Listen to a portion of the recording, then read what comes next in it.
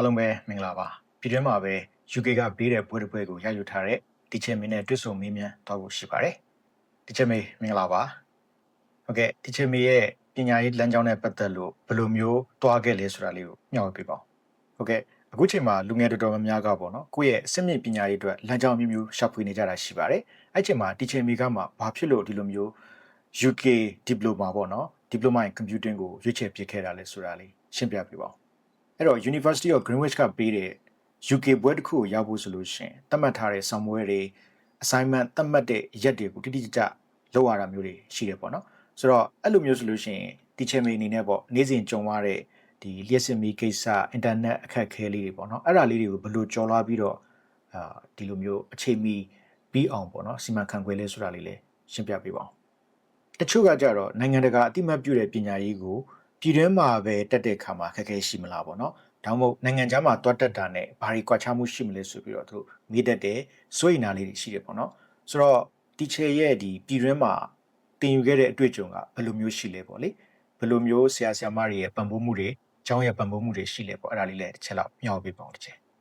နိုင်ငံခြားမှာကျောင်းတော်တက်ဖို့ဆိုလို့ရှိရင်ဒါကုန်ကျစရိတ်ပိုင်းကမိသားစုဝင်တွေတော်တော်လေးကိုစဉ်းစားရတဲ့အချက်ပေါ့လေဆိုတော့အခုလိုမျိုးမှာဒီလိုမျိုး Greenwich University လမ်းကြောင်းနဲ့ပေါ့နော်ပြည်တွင်းမှာပဲတက်ခဲ့တဲ့အခါမှာဘယ်လိုမျိုးအားသာချက်လေးတွေရှိလဲဆိုတာလေးလည်းရှင်းပြပေးပါအောင်နော်ဟုတ်ကဲ့အခုဆိုလို့ရှိရင်ဒါ UK ကပေးတဲ့ BSc ဘွဲကိုရပြီဆိုတော့ရှေ့လျှောက်ဘယ်လိုမျိုးဆက်ပြီးတော့တွားဖို့ plan တွေရှိလဲဆိုတာလေးလည်းရှင်းပြပေးပါအောင်နော်ဟုတ်ကဲ့နောက်ဆုံးအနေနဲ့ပညာရေးလမ်းကြောင်းကိုဆက်လျှောက်ဖို့ကြိုးစားနေတဲ့မြန်မာနိုင်ငံကလူငယ်တွေကိုဒီချိန်မေးအနေနဲ့ဘယ်လိုမျိုးအားပေးစကားလေးတွေအကြံဉာဏ်စကားလေးတွေပြောချင်တာလေးတွေရှိဦးမလဲခင်ဗျဟုတ်ကဲ့အခုလိုမျိုးပြည့်စုံဖြည့်ချပေးတဲ့အတွက်ဒီချိန်မျိုးကိုအများကြီးကျေးဇူးတင်ပါတယ်နောက်ပိုင်းမှာလည်းပဲအခုလိုပညာရေးနဲ့ပတ်သက်တဲ့ဗီဒီယိုလေးတွေအင်္ဂလိပ်စာနဲ့ပတ်သက်တဲ့ဗီဒီယိုလေးတွေကိုမျှဝေပေးဖို့ရှိတာမို့စောင့်မျှော်နားထောင်ပေးကြပါဦးခင်ဗျာအားလုံးပဲမင်္ဂလာပါပြည်တွင်းကနေပဲ UK ကပေးတဲ့ဘွဲတစ်ခုကိုရယူထားတဲ့ teacher မင်းနဲ့တွေ့ဆုံပြီးတော့မြင်မြန်သွားဖို့ရှိပါတယ် teacher မင်းမင်္ဂလာပါအခုချိန်မှာပေါ့နော်လူငယ်တော်တော်များများကကိုယ့်ရဲ့အဆင့်မြင့်ပညာရေးအတွက်လမ်းကြောင်းအမျိုးမျိုးရှာဖွေနေကြတာရှိပါတယ်အဲ့တော့ teacher မင်းအနေနဲ့တခြားရွေးချယ်စရာရှိတဲ့လမ်းကြောင်းတွေကမှဘာဖြစ်လို့ဒီလိုမျိုး UK level 3ကနေပြီးတော့ level 5 diploma အထိပေါ့နော်လမ်းကြောင်းကိုရွေးချယ်ပြစ်ခဲ့တယ်ဆိုတာလေးလည်းရှင်းပြပေးပါဦးခင်ဗျဟုတ်ကဲ့အခုလိုမျိုးပေါ့နော် University of Greenwich ကပေးတဲ့ UK ကဘွဲတစ်ခုကိုရဖို့ဆိုလို့ရှိရင်သတ်မှတ်ထားတဲ့ဆောင်ပွဲတွေ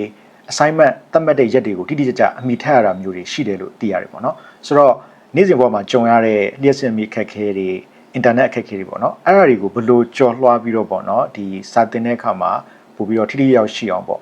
စီမံခန့်ခွဲပြီးတော့စူးစမ်းဖြစ်ခဲ့လဲဆိုတာလေးလည်းပြောပြပေးပါဦးတစ်ချက်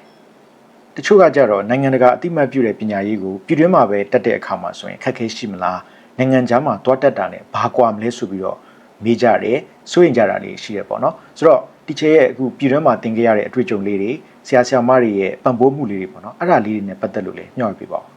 ဟုတ်ကဲ့နောက်တစ်ခုကကြတော့နိုင်ငံခြားမှာကျောင်းသွားတက်မယ်ဆိုလို့ရှိရင်ကုန်ကျစရိတ်အပိုင်းကမိသားစုတွေနည်းနည်းစဉ်းစားတဲ့အချက်ပေါ့လေဆိုတော့အခုလိုမျိုး level 3 4 5ပေါ့လေဒီ Greenwich နဲ့သွားတဲ့လမ်းကြောင်းမှာ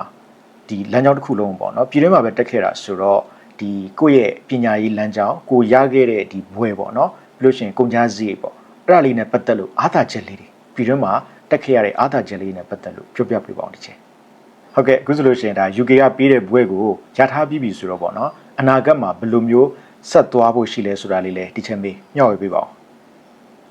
ဟုတ်ကဲ့အခုလိုမျိုးပြည့်စုံဖြည့်ချပေးတဲ့teacher မေးကိုကျေးဇူးတင်ပါတယ်နောက်ပိုင်းမှာလည်းပဲအခုလိုမျိုးပညာရေးနဲ့ပတ်သက်တာတွေအင်္ဂလိပ်စာနဲ့ပတ်သက်တဲ့ဗီဒီယိုတွေအဲ့ဒါတွေကိုဆက်ပြီးတော့မျှဝေပေးသွားဖို့ရှိတာမို့လို့စောင့်မျှော်အားပေးကြည့်ရှုကြပါဦးခင်ဗျာ